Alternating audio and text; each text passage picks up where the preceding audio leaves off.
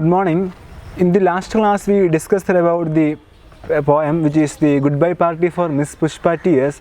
by Nissim Ezekiel, and it is like a satire on the Indianness. So today we will be focusing on the major questions from that chapter, and also we will be beginning the next poem by A.K. Ramanujan.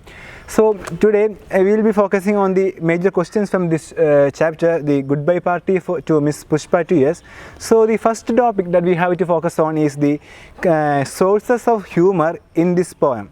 So the sources of humor, we all know that this poem is a satire on the Indianness, the ordinary use of English. So here from the title till the end, the poem is full of ungrammatical usage and Indianisms, and the speaker does not follow the order that should be followed in a speech, and also the speaker is throughout sentimental and is also employs a colloquial language or the literal translation of expressions in his or her mother tongue. So this is the major aspect of this poem, in which he uses the kind of this ordinary English and also the kind of this colloquial language or the literal translation of this expression in his or her mother's tongue. So this is the actual basics of this poem, in which it gives a kind of humor sense throughout this poem, and also the speaker not aware of the differences between the use of the simple present and present continuous tense. So it is also another second point regarding this question, which is the humor in this poem. The sources of humor in this poem. So firstly, he used the kind of this colloquial language and the very ordinary forms of English in this poem, especially in this speech. And also secondly, he used the speaker is not aware of the differences between the use of the present, simple present and present continuous tense. So it is another important thing, and he or she, the speaker is regarded as a male narrator, and he uses the present continuous throughout in this poem. For example, is departing, the meeting today, you are all knowing. So all these kind of things, all the kind of words signifies that he do not aware about the use of this grammar in a very systematic manner. Then the another important point regarding this source of this humor in this poem is that the use of the article is not observed at all, and English demands the use of the indefinite article before the singular countable nouns such as very high family, for example the renowned advocate long time ago, etc. So the use of article in this poem is also, especially the indefinite article, is also another important thing which makes a kind of humor in this poem. Then the fourth point in this regarding this humor in this poem is that Indian usages, the use of this Indian usages like foreign for foreign countries, and also family members for the members of the family. So like this, all these words gives a clear idea about the use of Indians, especially the use of English language by Indians. So it is also another important thing in this poem. And also lastly, we have another important thing regarding the source of humor in this poem, which is that addressing Miss Pushpa as our dear sister is highly sentimental and avoided when addressing a lady unless she is personally attached to the speaker. So it is also another aspect of this poem, in which he addresses this Miss Pushpa T.S., who is going abroad, as our dear sister. So it is like a kind of sentimental thing regarding this, especially the character of Miss Pushpa T.S. And also the speech is not delivered in a logical order. So these are the major things that makes this poem in a very humor sense. Firstly, we discussed about the use of colloquial language, the use of ordinary English. Secondly, we discussed about the use of grammar, the present tense, instead of he used the simple continuous present tense. So this is another important tense, or we can see that the present continuous tense is also we can say it as a present progress tense. So it is a most updated thing. Then the another important thing was the use of this kind of words such as the articles, indefinite articles, and also the Indian usages of this English, especially like the terms foreign and foreign countries, etc., family members, etc. So these things are another important thing. And at the end of this poem, we can see that the whole poem, it is a narrative of a speech, a farewell speech, introductory speech of a farewell party. The speech is not delivered in a logical order, and also there are some of the sources of humor that Nissim employs in this poem. In this, especially the throughout the poem is that it is just like throughout the poem is a satire on the Indianness, especially the use of ordinary language. In a very casual manner. There is no kind of formality. Especially the farewell party is regarded as a formal party, a formal meeting. But here the speaker, the narrator, uses the kind of this very informal words, the kind of Indian words, and the kind of very miscommunication or the disorder of these words and orders. All these things make this poem in a very humor manner, the sources of humor. So this is regarding the first topic that we have to focus on. The second second topic that we are focusing on is that this poet is a master craftsman in making use of the maneuverability of ordinary words for effective satire. So this poem is like a satire. We all know about the content of this poem regarding the details of this poem. So basically this is a satire in a form of poem. So Nissim is a master craftsman, and he knows how to manipulate ordinary words for effective satire. So by using this kind of ordinary words, by manipulating this kind of ordinary words, he gives a kind of effective satire. So there is no another kind of using the language. He only used the ordinary words. He manipulated the ordinary words to make a effective satire. And also there are many examples in the poem to illustrate this. They are the very title. The title of this poem is also an example.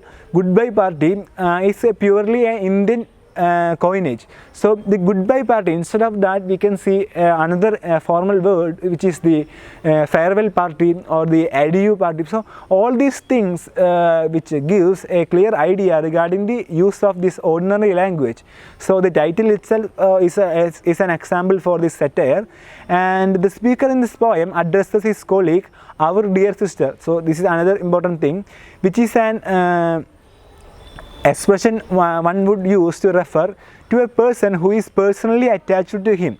So for a person who is personally attached or in such a way that he is in a very good terms with this kind of characters or this narrator and this especially Miss Pushpa DS, it is okay for the only for the informal meeting. So for now it is a formal meeting, and here he uses the ordinary language, which is the kind of this this goodbye party.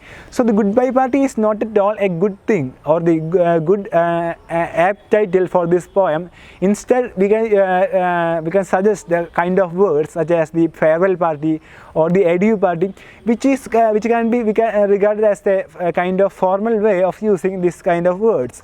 So it is also another important thing in this poem. And also the third thing regarding this poem is that departing, which is also another the normal way of using the language.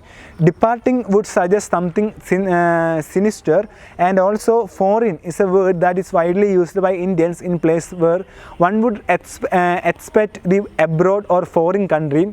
So the foreign, instead of we can use the word the abroad or the foreign country. It means that the kind of words which is used in this poem, throughout the poem, is the kind of this ordinary use of words, and he used these words to to make this poem as a kind of satire.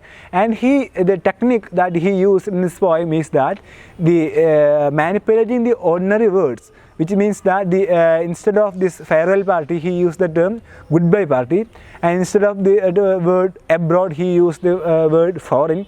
So this kind of manipulating the words makes this poem a effective satire, especially based on this kind of Indianness, the use of ordinary English language by an Indian. So this is regarding this question.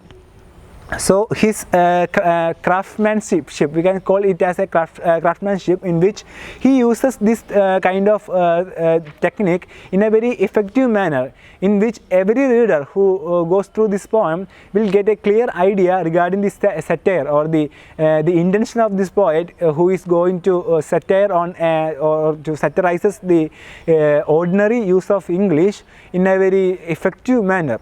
So it is very important while using this poem.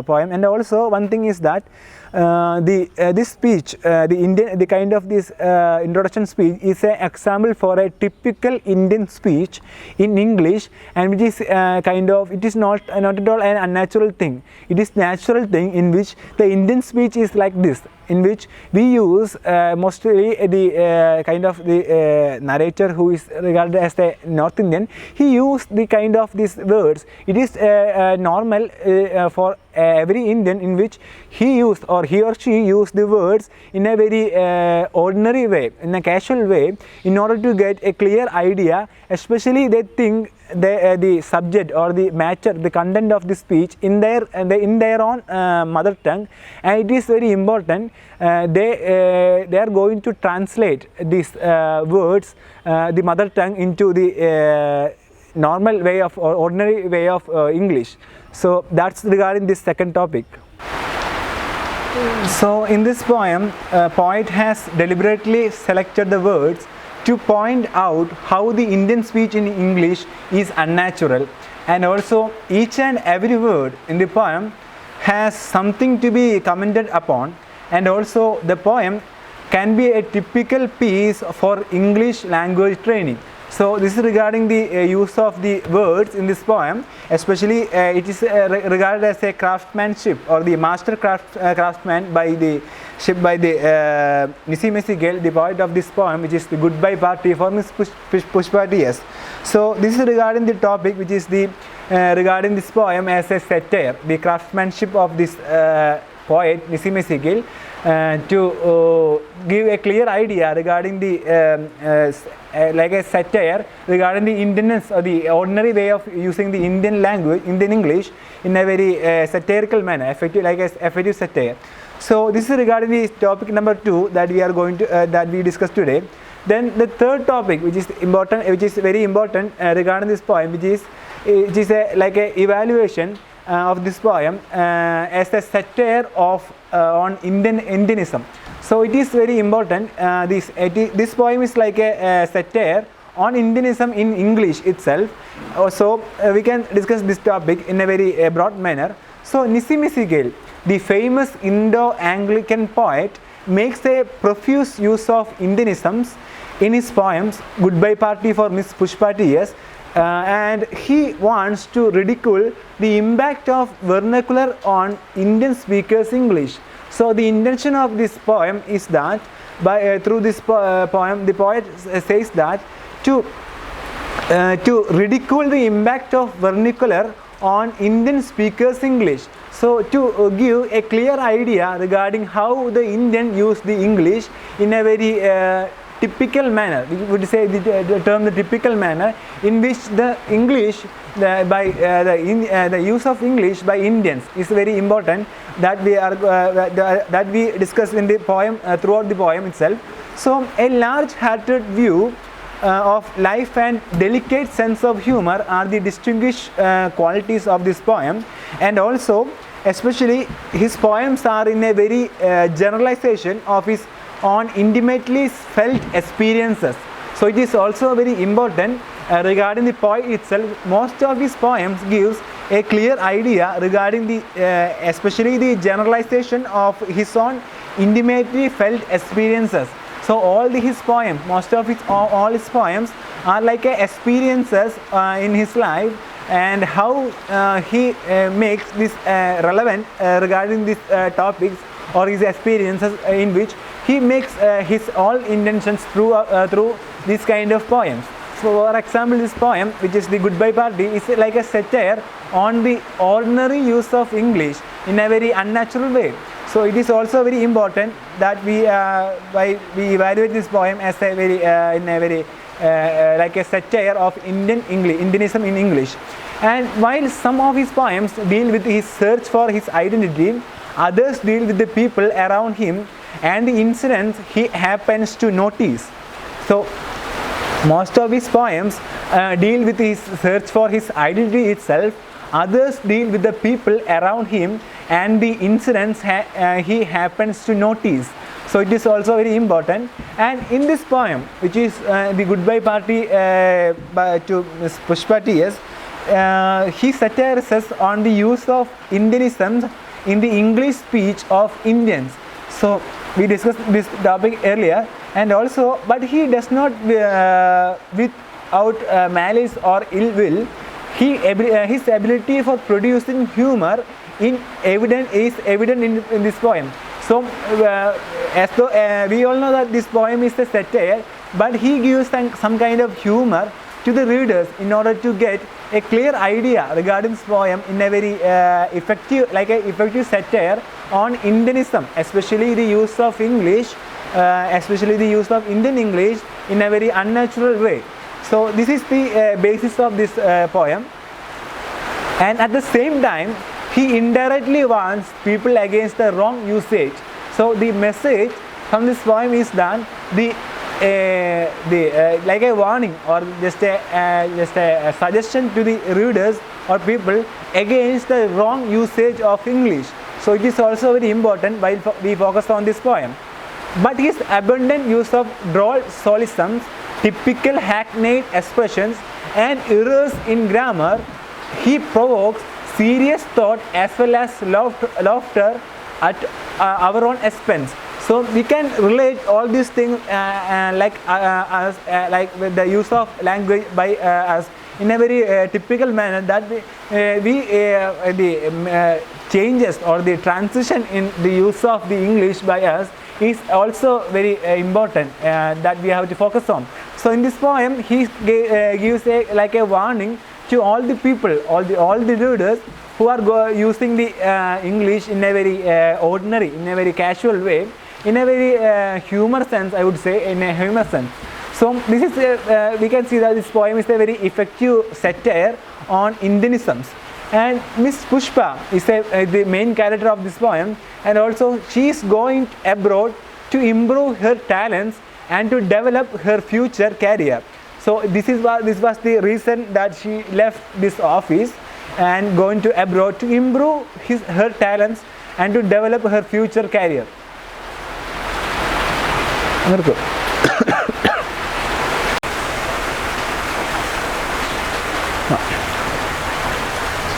So the character Miss Pushpa, we can see that she is a very nice lady, and she has become the beloved of all by her handsome ways and winsome manners.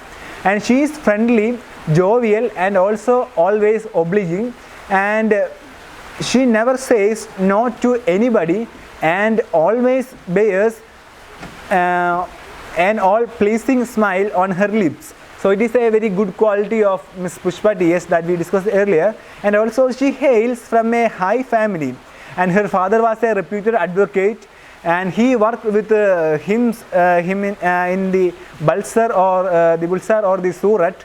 But the speaker is not sure of the place, whether it is Bulsar or Surat, and does not remember his name. So it is also very important regarding this narrator. And here the poet points to the bad habit of speakers disgressing from the main topic, in which in the middle of his speech he becomes reminiscent of the town and disagrees from his main topic for a while, and he remembers the time when for once he stayed in Surat and in the house of an old friend of his uncle's. The man's wife was a good hostess, and the poet remembers that it was long ago. So this is just an incident or the memory of the narrator regarding this Miss Pushpa's father, their family, and the poet remembers that it was long ago, and also but he becomes suddenly conscious of his subject and returns to the topic of this send-off party arranged in honor of Miss Pushpa. So this signifies that the deviation, the changing topic or the changing the focus of this speech into another level, while especially in this speech, the introductory speech in this farewell party, he after introducing all these things, all these good qualities of Miss Pushpa DS, he deviates his topic into the family, and also he relates his the family with his experiences or his events in his life. So it is in a way, it is not at all good for a very formal speech. So this is another important thing, which means that this things is like a satire. It is satirizes this kind of using the way of speech in a very different manner. Then the poet remembers regarding the speech in a very long ago, and also here the poet indirectly laughs at the cunning knack of the platform speakers to digress from the topic. So it means that the deviation from the topic, it is not at all good for every speech, I would say. For here the speech, which is a introductory speech for this farewell party in honor of this Miss Pushpa.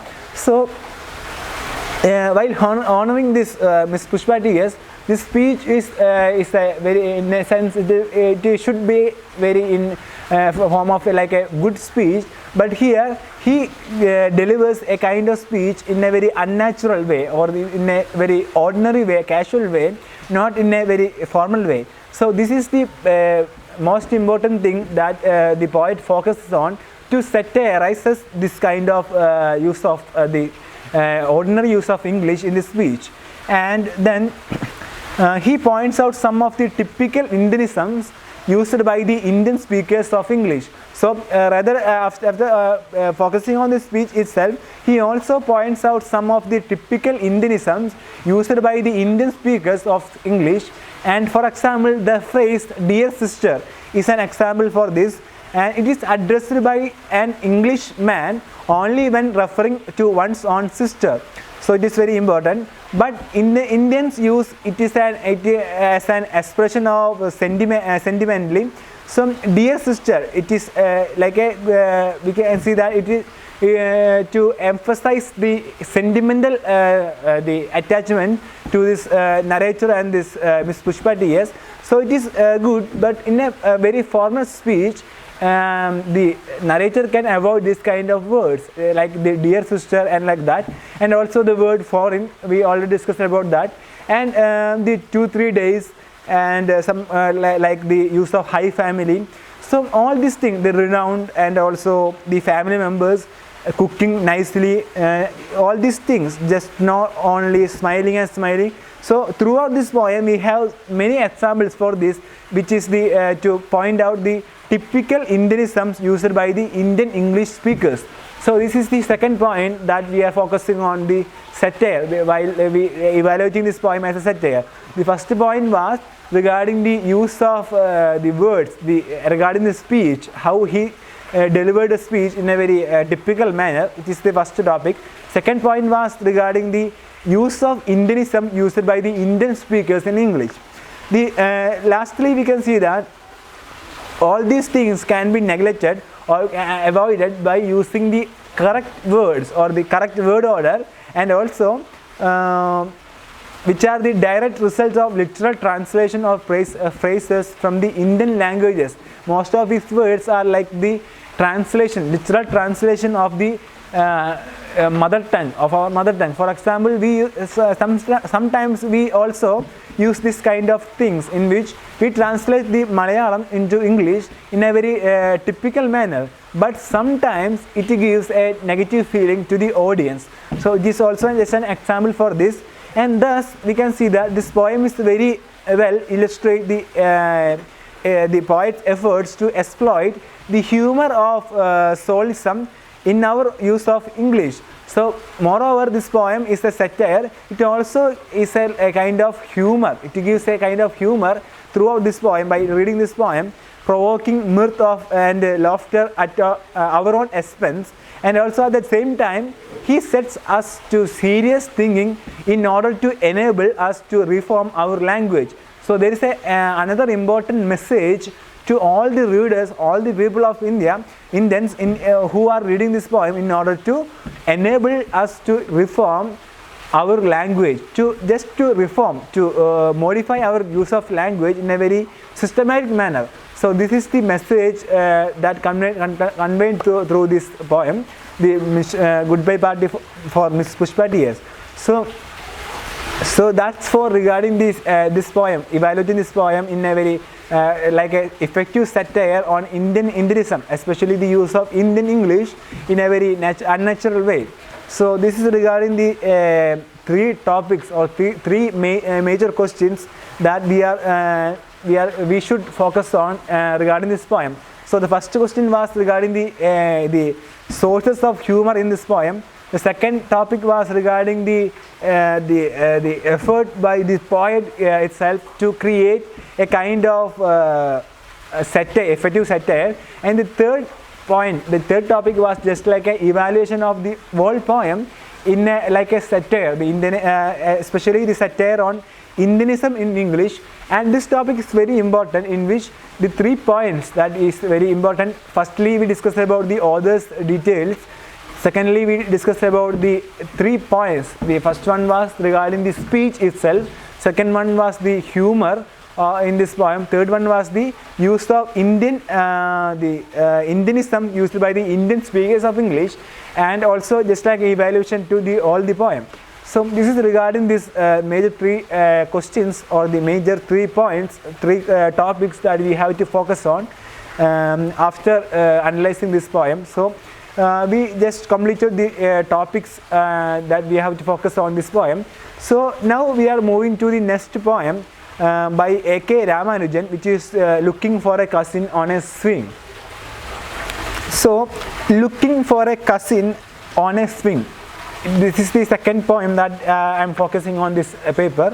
This poem is written by A.K. Ramanujan, who is a Indian writer, basically a famous Indian writer, and he is regarded as the outstanding Indian English poet, and comes from the Brahmin family in Mysore from 1929 onwards. So his name, A.K. Ramanujan, which is the full form of this Attipat Krishnaswamy Ramanujan, which means the A.K. Ramanujan, was born on 1929, and he was educated in Mysore and Pune, and later at Indiana University as a Fulbright scholar, and also he completed his PhD in 1963, and he taught in India and at the Department of South Asian Language and Civilization at the University of Chicago.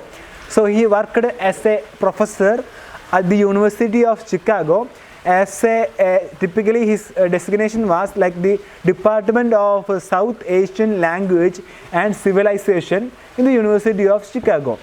And his marriage to Molly Daniels, a Syrian Christian from Kerala, against the wishes of his mother, ended in divorce, and also Ramanujan died in 1993. So this is regarding the major points regarding A.K. Ramanujan, who is regarded as an outstanding Indian English poet, and was born in Brahmin family in Mysore in 1929, and he was the one of the major professor at the University of Chicago, and his topic or his interest was on the South Asian language and civilization, and he worked in the University of Chicago. And also regarding his marriage was to Molly Daniels, a Syrian Christian from Kerala, and against the wishes of his mother. Later it was ended in divorce. So divorce, it was regarding his life, and later Ramanujan died in 1993. So this is regarding some life events of A.K. Ramanujan.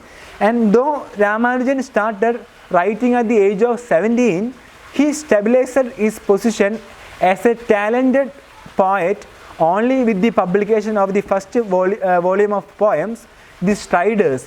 So The Striders in 1966 is regarded as the first volume of his poems, or the collection of his poems, and which won the recommendation of the Poetry Book Society of London.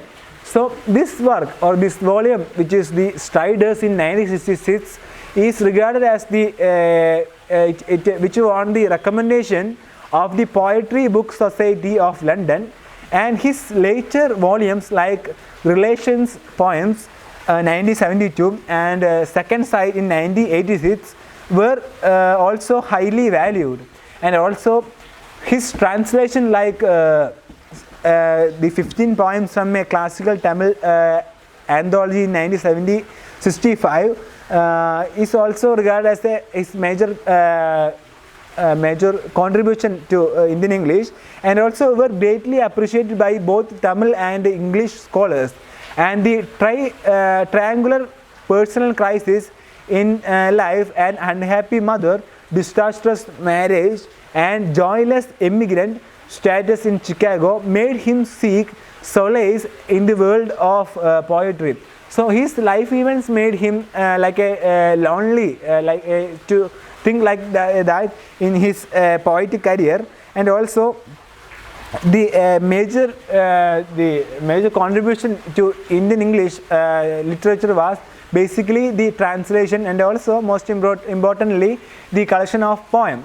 So the poem that we are going to focus on today is that Looking for a Cousin on a Swing, and this poem is taken from the collection The Striders, which is the collection of his first collection of poems, which is published in 1966. So this poem, it is like which gives a nostalgic feeling regarding the childhood of his poets. So Ramanujan's poems are mostly personal poems of nostalgia, and he summons from the remotest corners of his memory the buried moments of suspense and transforms them into vivid poems. A master craftsman in the use of imagery, he works miracles with images in his poems. So the major points that we have to remember regarding this poet is that he uses the images to get a clear idea, especially in this poem, a clear idea regarding the nostalgic feeling of his life. So it is very important. And also the another important thing is that he transforms the moments of his life, or the suspenses of life, into vivid poems.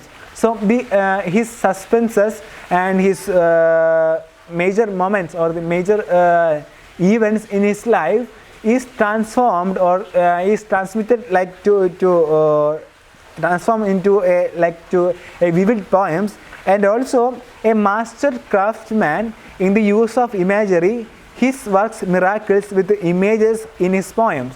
So he is regarded as a master craftsman in the use of imagery. So in the last poem we discussed about some kind of this master craftsmanship, especially regarding the kind of this especially the kind of the Missy Messikel, who made a very good effort to get a clear idea regarding, like I said here, on the Indianism, the use of Indian English by the typical Indian speakers. So here also we have another important master craftsman who is focused only on the images, the imagery in the poems. So this is also an important point regarding the poet. And also the poet uses the powerful image of the swing as an effective device for his search for identity. So the title, which gives a clear idea regarding the term swing, which is also regarded as a powerful image in this poem, and it is an effective device for his search for identity. So the identity crisis is regarded, or it is focused by the term swing, which is present in the title itself, which is Looking for a Cousin on a Swing. So the title, which is regarded as a typical term or typical sentence in which looking for a cousin on a swing. So it is like a flashback or a memory regarding his childhood or his life, in which he is searching for a cousin on a swing. So swing means it is both like a memory, and also it is a powerful image, and also we can deeply go through all these things in the while discussing the poem itself. So this poem is taken from the volume The Striders that we already discussed, and it is a memorable poem that expresses his relationship with the past and present, and also arousing the nostalgic thoughts and feelings. So this poem is particularly focuses on the relationship with the past and present, and also arousing the nostalgic thoughts and feelings. And also the poet uses the powerful image of the swing in this poem to get a clear idea, to especially the effective idea device for his search for identity. So this is regarding the introduction to this poem, which is the looking for a cousin on a swing. And about this poem, we can focus on this poem in a very brief manner. We can see that this poem is remarkably a simple poem with a wonderfully telling truth as it is at its bottom, and it portrays the simplicity and innocence of childhood in the rustic background around enjoying the little pleasures derived from swinging.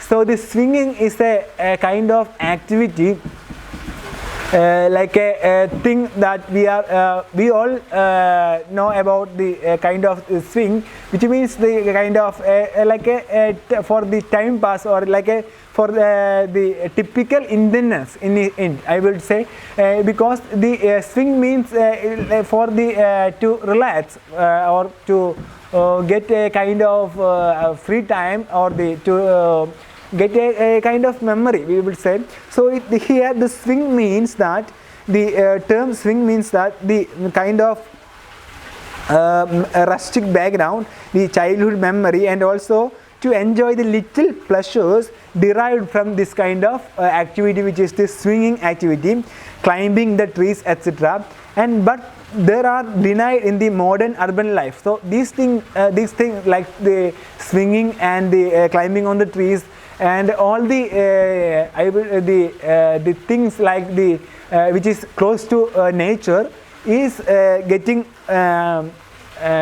very keeping a distance or denied in the modern and urban life.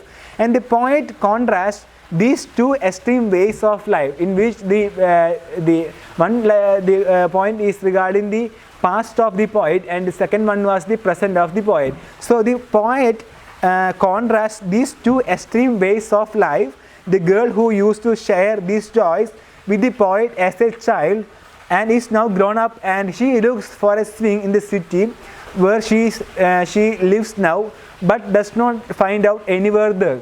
So this is the background of this poem, or this is regarding this poem itself, in which the poet searches for his cousin, who is basically a girl, is not available in this kind of this urban kind, and she is now living in a city, and she also she looks, or she also searches for a swing in the city where she lives now, and but does not find it anywhere there. So this is the present situation of the poet, and also the girl, the unnamed girl in this poet. So in this poem we have only two characters. One is the poet itself, and the other one is a girl.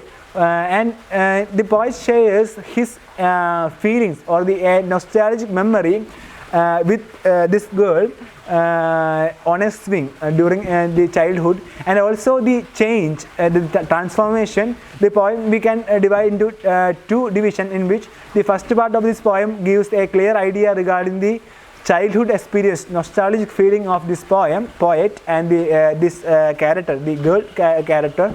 And second one is the present situation of this poet and the girl. So this is regarding just an outline to this poem. So in this class we discussed the major two things. First topic was regarding the major topics from the poem Goodbye Party. second second topic was regarding the second poem in this paper, which is Looking for a Cousin on a Swing by A.K. Ramanujan, and we only focused on the major details of the author itself and also just an outline to this poem itself. So in the following classes we discussed the poem in a very detailed manner. So we discussed the first chapter, which is the poem by Nisi Messikel, in a very detailed manner. We analyzed and also we discussed the major questions or the topics that we have to focus on. And also today we also started the another second chapter from this paper, which is also a poem by A.K. Ramanujan, Looking for a Cousin on a Swing. And also we discussed the some details about the author and also just an outline to this poem. So in this class we discussed about the major things, especially the two topics, I would say. First one was regarding the poem The Goodbye Party for Miss Pushpa T.S., especially just an analyzed to that poem, and also the major topics, especially the questions that we have to focus on. And also we discussed about the next poem, which is the Looking for a Cousin on a Swing by A.K. Ramanujan, and especially the details or the introduction to this poem regarding the author and also just an outline to this poem. So in the following classes we will discuss this poem in a very detailed manner. So that's for today. Thank you. Happy learning.